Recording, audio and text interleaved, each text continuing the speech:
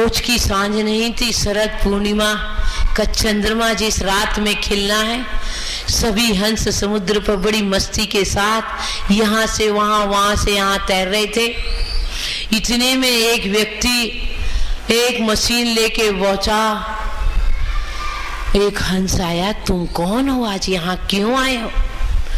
बोले, हम तुम्हारे मन का कष्ट समझते तुम्हारी पीड़ा हरने आए। बोले, क्या तुम मेरी पीड़ा हरोगे? जो हमारे पंख पर चक्र नहीं है, क्या तुम चक्र बना दोगे? उसने कहा, हाँ जरूर तुम्हारे पंखों पर मैं चक्र बना दूंगा।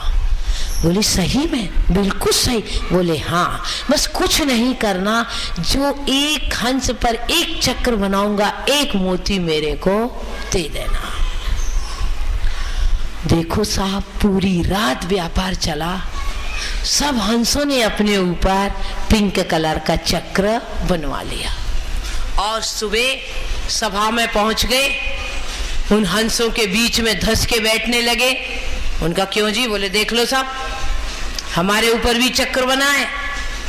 सब आश्चर्य में पड़ गए। और फिर रात में चक्र वालों की, पुराने चक्र वालों की मीटिंग हुई कि भाई इससे तो हमारी स्पेशलिटी खत्म हो गई, हमारा जो मान सम्मान था वो तो खत्म हो गया। अब पता लगाए कि ये हुआ कैसे। अब सब चिंतन शिविर चलते ना आजकल पॉलिटिशियन के, ऐसी चिंतन शिविर चला। तो एक छोटा सा हंस उस मशीन के पास पहुंच गया। तो उसने देखा पहली बिरादरी का कोई हंस रह गया होगा। उसने मोती दिया, मशीन के पास खड़ा हुआ, टक टक टक 3 बार आवाज आई, चक्र बन गया। अब चला गया। इस छोटे हंस ने बात की कि भाई तुम इसको मिटा सकते हो क्या? बोले, हाँ जी, क्यों नहीं। बोले, एक मोती लाओ और एक चक्र मिटवा लो। अब वो हंस दौड़ के सभा में गया, चिंतन शिविर में, क्या कुछ समाधान लाए? बोले, हाँ। भीष्म पितामह जैसे बड़े बड़े लोग बैठे। बोले, एक ऐसी मशीन आई है कि जो इन चक्रों को मिटा देती है। बोले, क्या? एक मोती देना है। सब एक एक मोती लेके लाइन लगा के खड़े हो गए, क्योंकि पूर्णिमा के दिन, दूसरे दिन तो चांद तो चमकता ही है। सब ने रातों रात चांद के उजाले में अपने चक्र मिटवा लिए और फिर पहुंच गए सुबह। बोले, तुम कितनी भी कोशिश करो हमारे मान सम्मान को खोने की, देख लो हमने अपना मान सम्मान फिर बचा लिया। चक्र गायब है, तुम फिर अलग हो। बड़ा हो गया, पता लगाया बनाने की मशीन थी क्या, तोड़ने मिटाने की भी मशीन है। वो फिर उस व्यक्ति, उस मशीन वाले के पास गया। बोले, तुम मिटा भी सकते हो? हाँ। बोले, 2 मोती लाओगे और एक चक्र मिटा दूंगा। फिर चालू हो गया। इस मान सम्मान की दौड़ में सागर में जितने भी मोती थे सब खत्म हो गए। और हंस तो जब भी हंस थे, अब भी हंस हैं। बात हंस से, कौवा से हंस बनने की नहीं थी, पर मां हंस में मान की बात थी। जैसे उन हंसों ने अपने मान सम्मान में सागर के सारे मोती खो दिए, आज आपको रात में सोते समय विचार करना है, कहीं हम भी अपनी सांसों के मोती कहीं इसी मान सम्मान के लिए व्यर्थ तो नहीं कर रहे।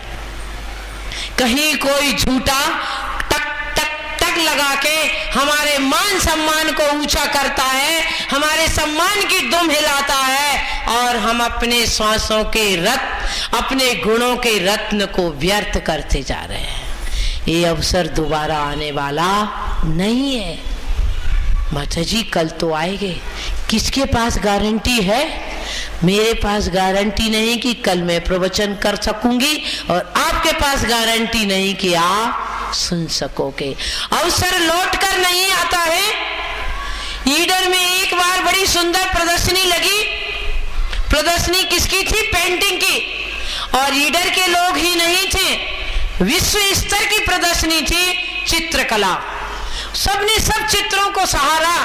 एक गेट पर एक चित्र बना था बड़ा सुंदर, कि वो चित्र क्या था, एक महिला, उसने अपना मुंह बालों से ढक लिया है, मुंह बालों से ढक लिया है और पैर में पंख लगे हैं। लोगों ने पूछा इतने चित्र हैं, सब चित्र समझ में आ गए, परंतु ये चित्र समझ में नहीं आया। बाजू में चित्रकार खड़ा था, उसने कहा आप अपने चित्र को समझाओ। तब उसने कहा मौका आता है, कब आता पता नहीं चलता है, अवसर मुंह ढक के आता है, समय पंख लगा के उड़ जाता है, ये पर्युषण पर्व चला जाएगा, दोबारा कब आएगा मालूम नहीं। बोले शांतिनाथ भगवान की। अगला प्रश्न है महिलाओं के लिए। कामन रखो, जो भी बताए ऐसा करें माता जी। जब बहुत हमारे पास, किसको छोड़ेंगे, किसको नहीं छोड़ेंगे, किसको छोड़ेंगे, किसको नहीं छोड़ेंगे।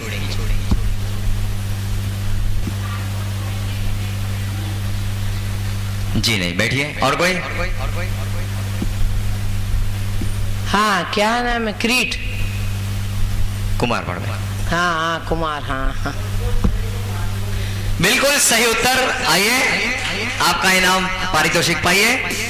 क्रोध को तो छोड़ेंगे, मान को नहीं छोड़ेंगे। तालियों से उनका सम्मान। बहुत